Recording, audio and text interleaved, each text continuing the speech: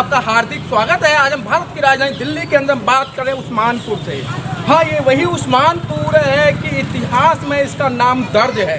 और आज जिस न्यूज चैनल पर जो भी वक्ता ने कहा वो उसकी अपनी राय है, जिसकी पुष्टि नेशन न्यूज इंडिया नहीं करता। लोग इकट्ठे हुए हैं और उस महापर्व को बड़ी धूमधाम से मनाया जा रहा है। यदि मैं सीधी सीधी बात कहूँ कि अगर ये कोट पैंट टाई है, मेरी अपनी नहीं है। ये कोट पैंट टाई जो है मेरे फादर की नहीं है, मेरे पूर्वजों की नहीं है। इनको देने में जिसका बहुत बड़ा हाथ था, जिन्होंने 4-4 बच्चों की कुर्बानी दी, बिगड़ दवाई के कारण अपनी पत्नी को गंवाया, आज उसी पर्व को बड़े धूमधाम से मनाया जा रहा है। 26 नवंबर हमारे साथ में बहुत सारे साथी हैं, बुद्धिजीवी साथी हैं, जिन्होंने बड़े पैमाने पर समाज का काम किया। हमारे बीच में इंजीनियर भट्ट है। आज एक महापर्व है और इस महापर्व को पूरी विश्व ही नहीं पूरा समाज इसको मना रहा है। तो आज इस पर्व के बारे में क्या कहें? सर्वप्रथम यहाँ आए हुए सभी साथियों को मैं स्वागत करता हूँ। इस पावन पर्व पर रुतबा मेरे सर को तेरे संविधान से मिला है, औरों को जो मिला है मुकद्दर से मिला है, हमें तो मुकद्दर भी बाबा साहब के संविधान से मिला है। साथियों, आज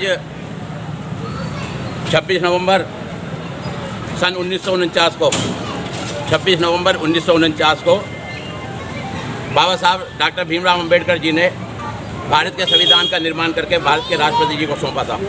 उनकी याद में आज संविधान दिवस मनाया जाता है। साथियों, जब देश आज़ाद हुआ, 15 अगस्त 1947 को देश आज़ाद हुआ, तो देश के प्रधानमंत्री श्री जवाहरलाल नेहरू और भी उनके साथ पूरे मंत्रिमंडल ने विदेशों में फ़ोन करके पूछ रहे थे कि हमें एक ऐसा व्यक्ति चाहिए जो संविधान लिख सके। तो कैलिफोर्निया अमेरिका के राष्ट्रपति ने कहा कि आपके देश में एक डॉक्टर भीमराव अंबेडकर जी हैं, तो आपको दूसरे देशों में पूछने की क्या ज़रूरत है। तो बाबा साहब ने उन्होंने जब देश के प्रधानमंत्री को कहा, तो उन्होंने बाबा साहब को फिर संविधान बनाने के लिए ये कार्य सौंपा। इस कार्य को बाबा साहब ने 2 साल 11 महीने और 18 दिन में पूरा करने के बाद 26 नवंबर सन 1949 को देश के राष्ट्रपति को सौंपा। उनकी याद में आज के दिन संविधान दिवस मनाया जाता है। बहुत अच्छी बात कि हमारे बीच में एक समाजसेवी और दो हैं, मधुर जी। आज जो संविधान के दायरे में आ गया, संविधान का फायदा सबने लिया है। अगर मैं कह दूँ कि इस उस्मानपुर गांव के अंदर जितने ही लोग हैं जो बाबा साहब की कुर्बानियों को लोग नहीं पहचान रहे हैं, तो आपका क्या मानना है? नहीं, आपका कहना ठीक हो सकता है, लेकिन धीरे धीरे लोग इस कारवां में जुड़ते जा रहे हैं, तो बाबा साहब का सम्मान करते जा रहे हैं और आगे आगे बढ़ते ही जाएंगे। नहीं सर, मैं इससे नहीं हूँ सर। 76 साल हो गए देश को आज़ाद हुए। क्या लगता है आज भी मूंछ रखने पर लोगों को मार दिया जाता है, जूतियों में पानी पिलाया जाता है। और यही नहीं कि आपने देखा मणिपुर के अंदर नग्न महिलाओं को घुमाया जाता है। संविधान की बात करते हैं। आज बाबा साहब अम्बेडकर द्वारा बनाए गए संविधान को, जो उन्होंने अपने कर्मठ जो कहे गए हैं, बड़ी मेहनत से, जिन्होंने अपना परिवार ना देखते हुए अपने ऊपर इतनी यातनाएं सही, उनको ध्यान में ना देते हुए उन्होंने जनतंत्र लोकतंत्र को लोकतंत्र की आज़ादी के लिए जो उन्होंने कार्य किया वो सम्मान्य है। वो हमारे पास उनके कहने के लिए कोई शब्द नहीं है। बहुत अच्छी बात, जिनकी प्रशंसा की जाए। बहुत अच्छी बात। हमारे बीच में एक समाजसेवी और हैं सर। जब नया संसद बनाया गया, तो वहाँ जो जिसका हक था उद्घाटन करने का, उनको नहीं बुलाया गया। तो आप संविधान की बात कर रहे हैं, संविधान को मतलब आगे ले जाने की बात कर रहे हैं, तो क्या लगता है आगे का जो नेचर है क्या है? मैं आप सबका धन्यवाद करता हूँ और ख़ासकर मैं आपकी जो न्यूज़ है ये दलित शोषितों से संबंधित है और ये पूरे देश में, पूरी दुनिया में बाबा साहब के मिशन को बढ़ाने का कार्य करें। साथियों, आपने जो क्वेश्चन पूछा बहुत बढ़िया क्वेश्चन है, लेकिन समस्या एक और है। यहाँ हमारे देश के अंदर आज मोनोपोलिसी क्या चल रही है कि मुंह में राम बगल में छुरी। ये जो सरकार आज चल रही है देश के अंदर, ये बाबा साहब के संविधान को मानने के लिए बिल्कुल तैयार नहीं है और ना उस पर कार्य कर रही है। इन्होंने जो अभी G20 गेम कराए उसके अंदर सिवा मोदी के अलावा किसी का फोटो नहीं लगा, जबकि ये देश का नहीं विश्व का G20 था। उसमें महात्मा गांधी की, बाबा साहब डॉक्टर अम्बेडकर की स्टैचू लगनी चाहिए थी, फोटो लगनी चाहिए थी, मैनिफेस्टो बनना चाहिए था। लेकिन 100-100 मीटर की दूरी पर सिवा यहाँ के प्रधानमंत्री के उसके ही सिर्फ वो लगे। सर वहाँ मैं बात राष्ट्रपति को नहीं बुलाया गया और पूरे देश ने नहीं, पूरे विश्व ने इसका विरोध किया। और विरोध होने के बाद भी जो संविधान का अधिकार है, जो राष्ट्रपति का अधिकार है, उस पार्लियामेंट का उद्घाटन यहाँ की मुर्मू जो हमारी राष्ट्रपति है महामहिम, उसको करना चाहिए था। लेकिन देश की जनता की बात उन्होंने नहीं सुनी, उन्होंने अपनी मौलिक पॉलिसी चलाई और उसके विरोध में पूरा देश आज भी और आगे भी रहेगा। बाबा साहब के संविधान पर हम चलने की कोशिश करेंगे और बाबा साहब के बताए हुए मार्ग को आगे विकसित करने की बात करेंगे।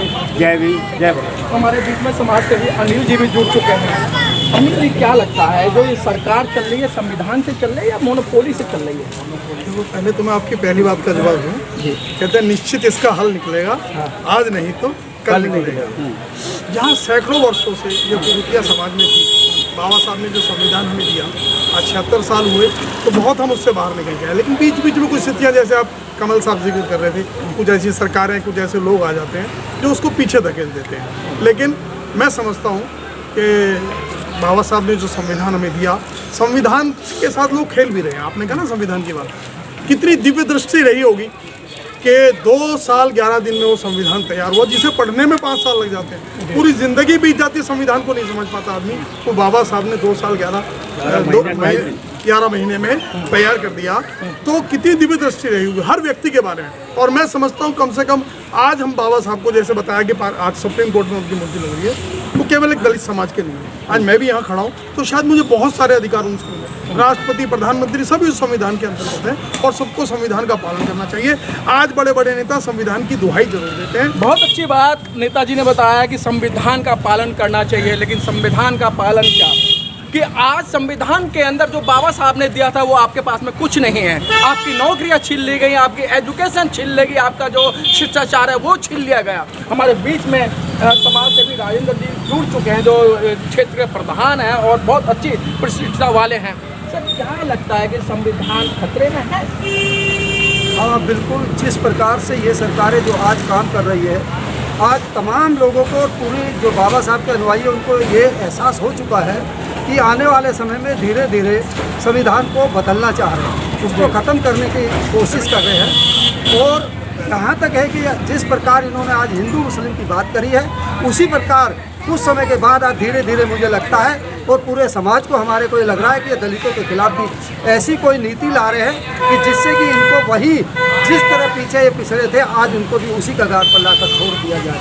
लेकिन साथियों, मैं आपको बताना चाहता हूँ कि जिस प्रकार जाटव समाज ने बाबा साहब के नाम को रोशन करने के लिए अपना तन मन धन और पूरा समय देकर और शिक्षा प्राप्त कर आज पूरे देश के अंदर तमाम अच्छे पदों पर वो बैठे हैं और बाबा साहब को आगे बढ़ाने के लिए हर तरीके से जिस प्रकार ये काम कर रहे हैं, मेहनत और लगन और के साथ में, मैं तमाम दलित समाज से ये भी कहना चाहता हूँ कि जो आज भी हमारे बीच में नहीं है, वो अपने आप को हमसे छुपना चाहते हैं, वो बाबा साहब के नाम से पता नहीं, मुझे ये नहीं पता क्यों कटना चाहते हैं। जो और बिरादरियाँ है, सैकड़ों बिरादरियाँ ऐसी है जो दलित समाज के अंदर आती है, लेकिन तमाम मैं आज आपको बताना चाहता हूँ कि जाटव समाज एक ऐसा है जो बाबा साहब को आज पूरी दुनिया के अंदर उसके नाम को रोशन करने के लिए पूरे तन मन धन से अपनी मेहनत के साथ लगा पड़ा है।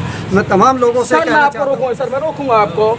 जिस तरीके से रात को मोदी जी 8 बजे आते हैं और कहते हैं कि आज 12 बजे के बाद में 1000 का नोट, 500 रुपये का नोट बंद हो जाएगा, तो सर क्या लगता है कि मोदी जी किसी दिन रात को 11 बजे आए कि कह दें कि आज से ये भारतीय संविधान, भारत का संविधान खत्म है और ये नया संविधान चलेगा, तो आप क्या करेंगे? बिल्कुल यही कभी भी ये हो सकता है, क्योंकि इनकी मोनोपोली और दादागिरी के साथ में ये सरकार को चला रहे हैं और जो भी लोग इसके खिलाफ बोलते हैं, जो आवाज़ उठाते हैं, उनको चाहे ईडी के थ्रू, सीबीआई के थ्रू या सीधा जेल भेज देते हैं, या उनके ऊपर कोई ना कोई झूठा केस लगाकर उनको वहाँ फंसा दिया जाता है, उनको आगे बढ़ने से बोलने से रोक दिया जाता है। और ये कभी भी ऐसा हो सकता है, इसके लिए हम ये नहीं कह सकते नहीं होगा।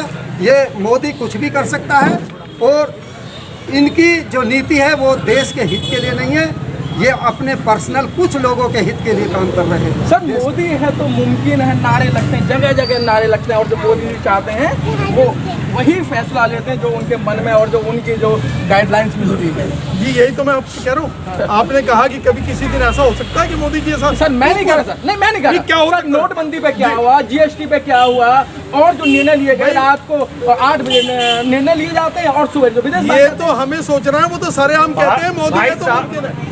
ये तो वो कहते हैं कि मोदी है तो सब मुमकिन है, वो कहते हैं। तो वो यही तो पहले हमें बता के चल रहे हैं, देखो सचेत हो जाओ, मोदी है तो सब मुमकिन है। किसी दिन रात को 8 बजे ऐसा भी कर सकते हैं। हमारे बीच में एक युवा साथी और कैलाश जी जुड़ चुके हैं। कैलाश जी आप युवा हैं, और जो बुजुर्गों ने जितनी मेहनत की थी कि यहाँ तक उन्होंने संविधान को संभाल के रखा, अब आपकी जिम्मेदारी है कि आए दिन लोग कहते रहते हैं संविधान बूढ़ा हो गया, इसे चेंज करना है। और शर्म की बात और दुख की बात तो जब हुई है, मोदी जी के आर्थिक सलाहकार विवेक ओबराय जी कहते हैं कि संविधान बूढ़ा हो गया, इसे चेंज कर देना चाहिए। क्या मानना है आपका? पहले तो सभी का मैं भी मैं इससे पहले आपका पिछले क्वेश्चन का जवाब देना चाहूँगा कि अगर मोदी जी रात को 8 बजे आएँ और वो कहते हैं आज से संविधान बदल दिया जाएगा, तो उस पर हम लोग क्या करेंगे? मोदी जी इससे पहले भी एक बार ऐसा कर चुके हैं। SC/ST एक्ट में प्रावधान उन्होंने किया था और चेंज किया था, और उनको वो वापस लेना पड़ा हमारे संघर्ष के कारण। हम लोगों ने सभी ने संघर्ष किया, 2 अप्रैल का वो था, और पूरे देश ने सभी जातियों ने मिलकर संघर्ष किया और उसको मोदी जी ने वापस लिया। तो ये संघर्ष दोबारा होगा। अगर ऐसा कुछ होता है तो हम सब इसके लिए तैयार हैं, खड़े हैं, एकजुट होकर खड़े हैं, और मोदी जी की ताकत नहीं है कि इस देश से लड़ सके। पूरा देश एकजुट है और बिल्कुल उनके सामने सीना तान कर खड़ा है।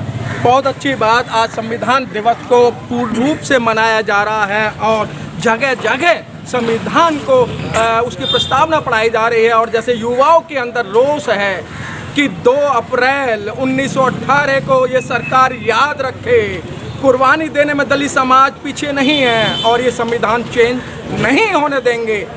कैमरामैन राजेंद्र मस्ताना के साथ मनोज पिप्पल, दिल्ली, उस्मानपुर से।